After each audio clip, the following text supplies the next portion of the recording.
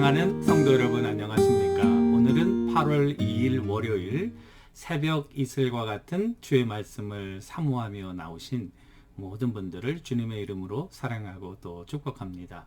우리가 오늘 같이 상고할 말씀은 창세기 36장 1절 한 절의 말씀 같이 상고해 보도록 하겠습니다. 창세기 36장 1절 한 절 말씀입니다. 받들어 읽겠습니다. 에서 곧 에돔의 족보는 이러하니라. 영어 성경에는 This is the account of the family line of Esau, that is Edom. 이렇게 되어 있습니다. 그래서 오늘은 그 에서는 누구인가? 에서에 대해서 상고하면서 에서가 가지는 영적인 의미가 무엇인가? 그리고 어떻게 우리가 적용하고 또 어떻게 행동하고 반응하며 나가야 되겠는가? 이런 문제에 대해서 좀 살펴보려고 합니다. 36장은 굉장히 독특해요. 왜냐하면 한 장 전체가 다 에서의 족보로 되어 있습니다. 그래서 에서가 주제가 되고 있고요. 에서의 동의어가 36장에서 두 번 나오는데, 두 가지로 나오는데, 하나는 에돔이라는 말이고요. 또 하나는 세일산이라는 단어입니다. 마치 에서와 에돔을 동일시, 그리고 또 이 에서를 세일산을 중심으로 자리 잡고 번성한 왕국으로 그렇게 묘사를 하고 있습니다. 그래서 36장을 제가 조금 찾아보니까 에서 곧 에돔, 오늘 1절에도 보니까 에서 곧 에돔 그랬잖아요. 그러니까 그 에돔이란, 에서 곧 에돔이라는 표현이 5번이나 반복되고 있습니다. 또 에돔이라는 다른 말로 에서 곧 에돔 말고 그냥 에돔이라는 표현도 6번이나 나와 있고요. 또 에돔 왕국이 위치하고 있는 세일산이라는 말이 5번이나 반복되고 있습니다. 오늘 3명의 아내들과 이 에서는 또 첩들을 중심으로 14지파의 족장들이 그 중에서 나왔고 에돔 왕국의 파워를 이렇게 보여주는 36장의 주제가 되겠습니다. 그러면 36장의 목적은 뭔가? 야곱은 양들과 염소들과 이런 짐승들 데리고 목축하면서 그렇게 참 근근히 살아가고 있는데, 에서는 400명의 그 군사를 데리고 이 야곱을 맞이하러 나오는 위풍당당한 족장의 모습인 거예요. 근데 하나님의 예언에 보면은 큰 자가 작은 자를 섬기리라 그랬는데, 오늘 36장의 족보를 보면 그게 거꾸로 된 것 같아요. 오히려 에돔이 강성하고 야곱은 정말 그 유목민, 또 목축을 하며 냄새나는 양들과 더불어 초라한 그런 모습을 우리들에게 상상하게 합니다. 그런 의미에서 야곱과 에서는 다른 인생의 목적을 가지고 살아가는 두 방법론이 아닌가 생각합니다.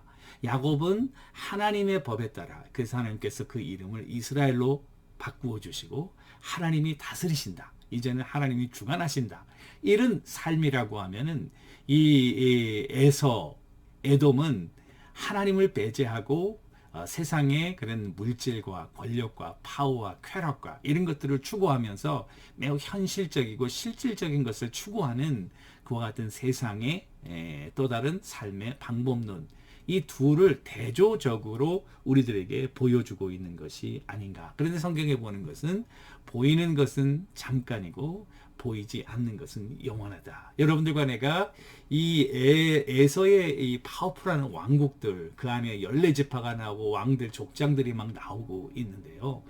우리는 성도로 하나님의 법과 하나님의 진리를 따라 살아갈 때 때로는 세상 사람들의 그렇게 물질적이고 현실적이고 쾌락과 자기들의 그런 이익과 자기들만을 생각하며 살아가는 그런 사람들의 모습이 오히려 우리를 초라하게 만들고 그들을 부러워하는 그런 모순에 사로잡힐 때가 종종 있다고 하는 사실입니다.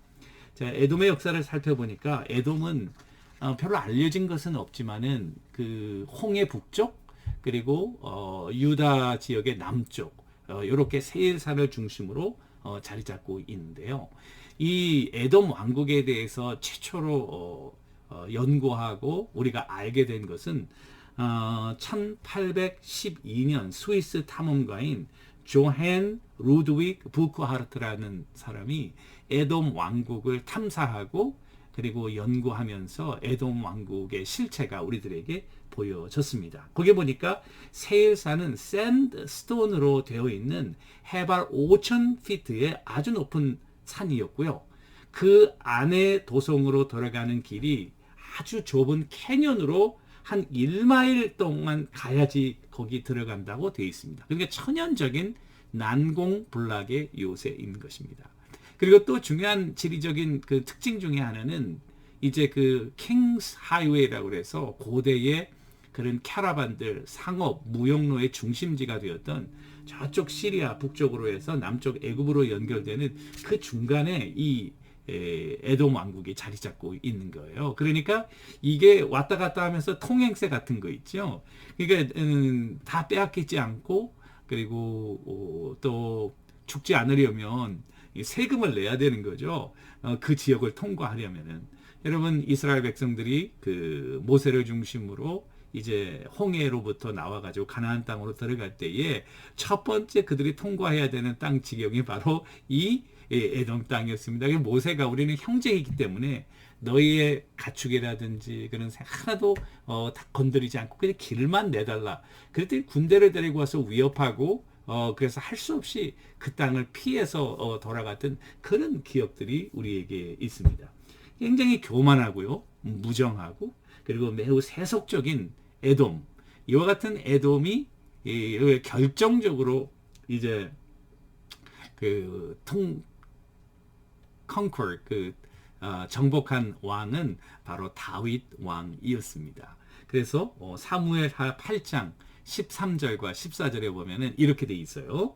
에돔을 완전히 쳐서 멸하고 그곳에 수비대를 두고 에돔 사람이 다윗의 종이 되었더라. 다윗 왕의 이 통치는 이 에돔의 통치를 완전히 제압하고 그리고 그들을 이제 종으로